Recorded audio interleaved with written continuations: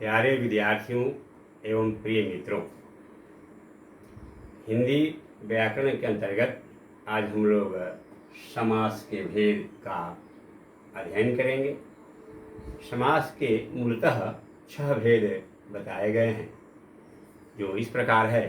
पहला भेद है अव्ययी भाव समास, दूसरा है तत्पुरुष समास, तीसरा है कर्मधारय समास, चौथा है द्विगु समास, पांचवा है द्वंद्व समास और छठा है बहुव्रीहि समास। मूलतः व्यवहार में 6 समास होते हैं।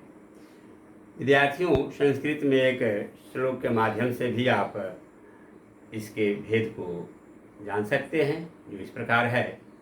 द्वंद्वोऽहं द्विगुरपि चाहं मद्गेहे अव्ययी भावः तत्पुरुष कर्मधाराय येनाहं श्याम बहुव्रीहि। इस प्रकार तत्पुरुष समास, द्वंद्व समास, अव्ययी भाव, द्विगु और बहुव्रीहि समास हैं। और इसके जो भेद हैं 6, इसके भेद को व्याख्या करने में हमें विस्तार से समय देना होगा। तो सर्वप्रथम हम चलते हैं अव्ययी भाव समास की ओर। एक और भी हिंदी में श्लोक बनाए गए हैं, जिसके माध्यम से आप समास के भेद को समझ सकते हैं, जो इस प्रकार है। द्वंद्व में और छिपे द्विगु में गणना पद आवत है, बीच में कारक विभक्ति चिन्ह छिपे तत्पुरुष समास कहावत है। पहला पद जिसमें विशेषण हो कर्मधारय समास गिनावत है। अव्यय से अव्ययी भाव हो और बहुव्रीहि समास में अन्य पद रहावत है। इस प्रकार प्यारे विद्यार्थियों, हम लोग समास के जो भेद हैं उसको पहचानने का यह बहुत ही सुगम और आसान तरीका है। इसके माध्यम से आप समास के भेद, उसको पहचानने के तरीके और बहुत ही सुगम और सरल तरीके को आप अपना करके आसानी से पहचान सकते हैं। तो अभी हम चलते हैं समास के पहला भेद की ओर। तत्पश्चात हम लोग अगले भाग में अन्य समास के भेदों का अध्ययन करेंगे। तो समास के भेद में पहला भेद है बेटे, यह है अव्ययी भाव समास। तो अन्य समास को यहाँ से हटा देता हूँ।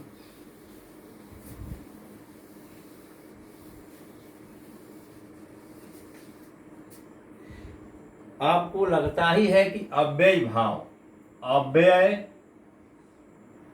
भाव समास, इसको सुनते ही ज्ञात होता है कि निश्चित रूप से पहला पद अव्यय होगा, क्योंकि समास में 2 पद होते हैं, पूर्व पद और उत्तर पद। अव्यय भाव नाम लेते ही अव्ययी भाव, अव्यय का जिसमें भाव हो, यानी जिसमें अव्यय प्रधान हो, अव्ययी भाव, उसे अव्ययी भाव समास कहेंगे। इसकी परिभाषा संक्षिप्त में इस प्रकार है विद्यार्थियों। जिस समस्त पद में पूर्व पद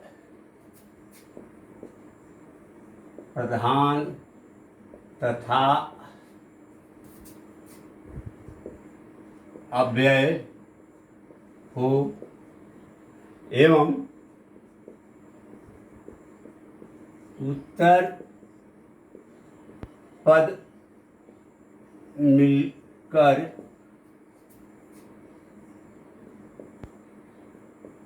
क्रिया विशेषण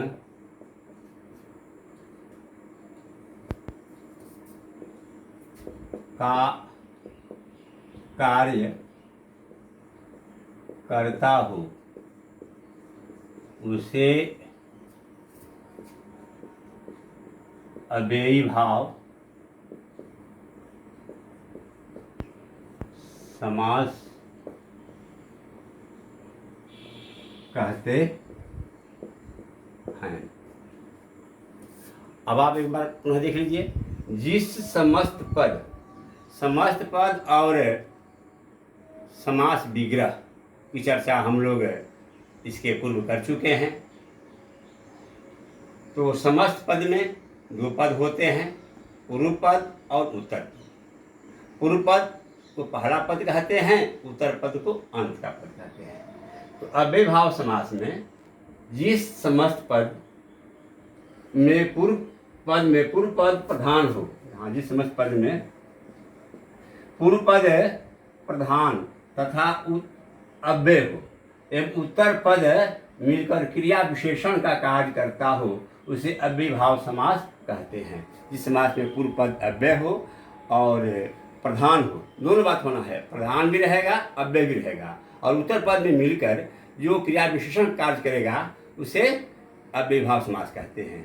अर्थात एक और परिभाषा इसमें है, जिसमें पूर्व पद प्रधान हो, उत्तर पद गौण हो तथा संज्ञा एवं विशेषण हो, उसे भी हम अव्ययभाव समास कहते हैं।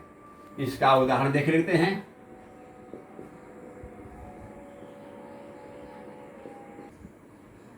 जैसा कि हम लोगों ने अव्ययभाव समास का उदाहरण पर अपना विचार व्यक्त कर रहे थे, जिसमें मैंने कहा था कि इसमें पहला पद अव्यय हो तथा दूसरा पद संज्ञा हो या विशेषण हो। यहाँ हम देखेंगे कि ये क्या हो गया, अव्यय हो गया, ये क्या हो गया, संज्ञा। तो आजीवन हो गया, आ हो गया अव्यय, ये हो गया पूर्व पद, ये हो जाएगा पूर्व पद हो गया अव्यय, ये हो गया उत्तर पद हो गया संज्ञा। तो पूर्व पद अव्यय, उत्तर पद संज्ञा मिलकर के क्या बन गया, क्रिया विशेषण। ये हो गया क्रिया विशेषण कार्य करता है, यहाँ क्रिया विशेषण का ये कार्य कर रहा है, ये बन गया। अब आजीवन हो गया अव्ययभाव समास का उदाहरण। एक और उदाहरण देख लेते हैं।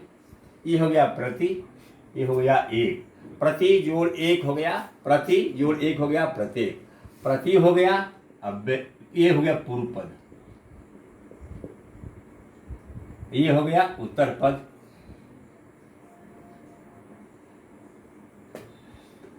पूर्व पद क्या हो गया, ये हो गया अव्यय, ये हो गया विशेषण।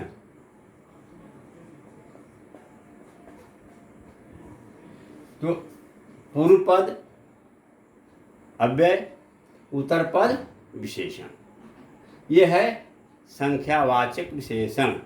संख्यावाचक विशेषण का हम भेद करते हैं, तो उसके होते हैं निश्चितवाचक संख्यावाचक, और पूर्व पद हो गया प्रति और उत्तर पद हो गया एक, ये हो गया अव्यय और ये हो गया विशेषण, तब बन गया प्रत्येक। प्रत्येक क्या बन गया, ये अव्यय भाव समास। अभी बन गया, ये जो है क्रिया विशेषण का कार्य करता है, यहाँ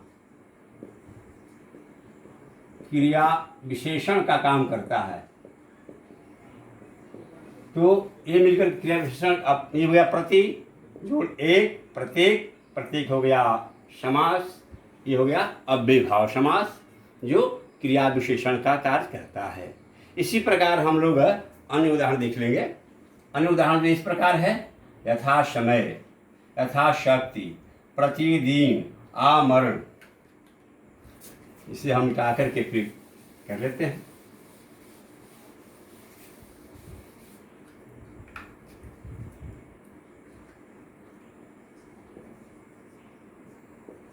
शक्ति के अनुसार, दूसरा हो जाएगा ना, समय के अनुसार यहाँ हो जाएगा, तथा समय के अनुसार हो गया। यहाँ यथा शक्ति हो गया, शक्ति के अनुसार। दूसरा हो गया प्रतिदिन, हो गया प्रत्येक दिन, हो गया। ये हो गया आमरण, मरण तक। इस प्रकार हम लोगों ने आज अव्ययीभाव समास का अध्ययन किया, जो इस प्रकार है। अगले भाग में हम लोग तत्पुरुष समास का तथा अन्य समास का भाग में अध्ययन करेंगे, क्योंकि समास का जो विषय है विस्तृत है और बारी बारी से करने से हमें सुविधा होगी, जो आपको समझने में काफ़ी आसान और सुगम होगी। यह एक सरल तरीका है, इस प्रकार आप अव्ययीभाव समास को समझ सकते हैं। अगले समास के लिए फिर पुनः हम लोग इस प्रकार से समझाने का कोशिश करेंगे। बहुत बहुत धन्यवाद सभी लोगों को।